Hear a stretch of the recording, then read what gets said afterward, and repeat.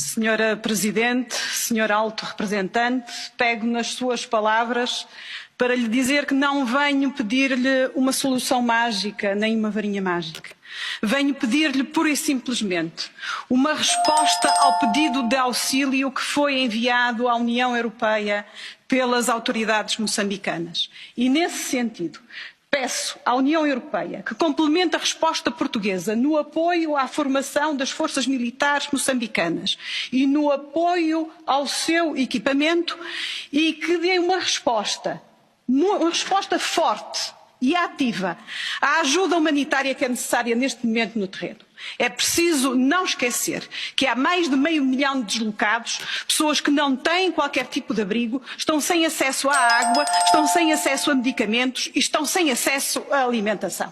É preciso dar uma resposta urgente a esta necessidade.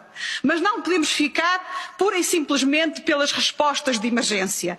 Cabe-nos ir à raiz dos problemas, às desigualdades, à pobreza e à falta de expectativas no futuro, apesar de este país ter as maiores reservas de gás, o que tem constituído solo fértil para a radicalização jihadista. É forçoso que as multinacionais europeias abandonem a lógica do extrativismo puro e assumam as suas responsabilidades ambientais e de contribuição para o desenvolvimento sustentável dos países onde operam. A Presidente da Oposição, que ouvíamos aqui, disse também que Moçambique está à beira de uma transição histórica e política. Acredita que é isto que vai acontecer? Tenho muitas dúvidas. Vejamos. Por um lado, eu penso que está claro para quem analisa a situação em Moçambique, e quando digo que está claro, estou a dizer que está provado. Está provado como, através de fotografias dos editais que foram afixados às portas das urnas e foram distribuídos, enviados para o Tribunal Constitucional, enviados para as embaixadas, enviados para a União Europeia, etc., e que comprovam que o Venâncio Mondlane ganhou em todas as províncias, exceto em Niassa e em Gaza. Isso prova-se através dessas fotografias dos editais. O governo, melhor dizendo, o sistema que está instalado no poder em Moçambique não aceita sair.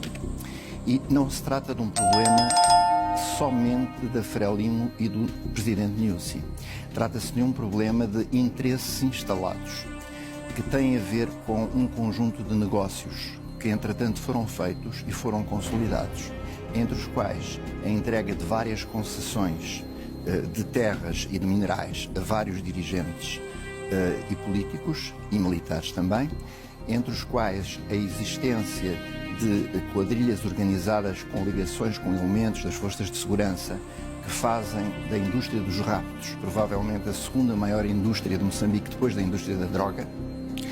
Trata-se de, portanto, um conjunto de elementos que ao longo de todo este tempo, e particularmente nos últimos, vamos dizer assim, nos últimos 10, 12 anos, se consolidaram no poder e que vai ser muito difícil deixarem que esse poder seja entregue a outrem com quem não tem este tipo de compromissos. E eu julgo que o próprio Presidente Nyusi, aliás, quando nós ouvimos falar, eu aqui não tenho problema nenhum em dizer aquilo que vou dizer agora, nós vemos uma pessoa bonacheirona, vamos falar em português, uma pessoa que transmite, digamos, uma boa disposição, que normalmente não diz coisa com coisa, mas ele foi lá colocado como Ministro da Defesa, por quem? Pela parte maconte de Frelimo, particularmente por Raimundo Pacheco Lapa, e pelo antigo Ministro da Defesa Chipande, na altura do governo do Guebuza. Estamos a falar de 2014.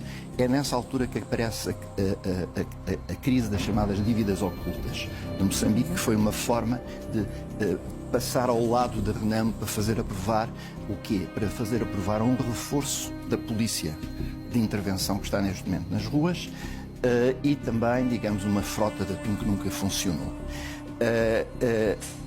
Depois, quando há um congresso de Frelimo para escolher o novo candidato presidencial, os elementos que são propostos pelo presidente Guebuza, nenhum deles é aceito pelo Congresso. E há um quarto elemento que é este, Nyusi, que é mais uma vez imposto pela ala que fez a luta armada de libertação nacional, porque aquilo foi basicamente uma aliança entre Xanganas e Macontes, do ponto de vista militar propriamente dito, que força, digamos, a aceitação de Nyusi. Portanto, Nyusi é um presidente que é colocado por outros. a comandar. Nyusi sente-se inclusivamente sozinho em Maputo. Quando nós vemos as ruas de Maputo e as ruas das principais cidades invadidas por manifestantes populares das mais diversos escalões etários, não são só jovens marginais. Quando nós vemos, porque eu vivi em Moçambique, não é? Antigos colegas meus que tiveram cargos governativos e que tiveram cargos de importância a fazerem declarações a dizer que é o descalabro moral e ético total e completo neste momento do regime, nós vemos que estamos perante uma situação que não é confusa, mas é muito complexa. Não é confusa neste sentido. Quem ganhou as eleições foi o Venâncio Mondlane, mas a Comissão Nacional Eleitoral dá como vencedores das eleições para governadores provinciais a Frelimo em todas as províncias. Ora, é absolutamente impossível, basta ver os vídeos que o candidato da Frelimo na província da Zambésia tenha ganho com 80% dos votos. Pedro, é impossível. Pedro, A Frelimo perdeu o apoio do povo, claramente, mas mantém um apoio extremamente importante. Esse apoio extremamente importante é de todos os interesses que foram acumulando poder ao longo de todo este tempo e que não querem abandonar. Acho que é preciso fazer alguma coisa por Moçambique e Portugal terá um papel importante. É realmente necessário. Moçambique é um país soberano, obviamente. Nesta altura não há uma guerra civil instalada no país. Mas pode haver. Mas pode haver. E por isso Portugal, e acredito que esse plano já está traçado, Portugal poderá ter que, de certa forma, reagir até na defesa dos seus compatriotas que estão, nesta altura, a viver em Moçambique. Pedro Martins, Deixe-me só, professor, em 30 segundos, por muito favor. rápido. Eu penso que o tempo joga a favor ou contra o regime, a favor ou contra os manifestantes, conforme acontecer uma destas situações. Se os manifestantes se conseguirem manter na rua sem queimar carros, sem matar pessoas, sem destruírem instalações, o governo já perdeu. Se aquilo que está a acontecer, o último vídeo que eu recebi antes de entrar aqui era um carro Toyota preto, com pessoas, as portas abertas, pessoas de metralhadora, claramente, da Polícia Secreta, a dispararem contra a multidão. Não havia multidão, algumas pessoas que neste momento que estavam na Avenida Eduardo Mondlane. Portanto, neste momento, do lado do regime, há uma tentativa que esta massa inorgânica reaja e provoque incêndios, assaltos, etc., para dizer que isto é uma cambada de desordeiros. Se o Venâncio e os dirigentes, porque existem outros intermédios, conseguirem manter estas marchas o mais pacíficas possíveis, o tempo vai jogar contra o governo. E vai jogar como? Vai jogar através de uma divisão dentro dos militares. Porque os militares serão fundamentais têm para a armas queda que ou são não do eles que regime, podem professor. ou não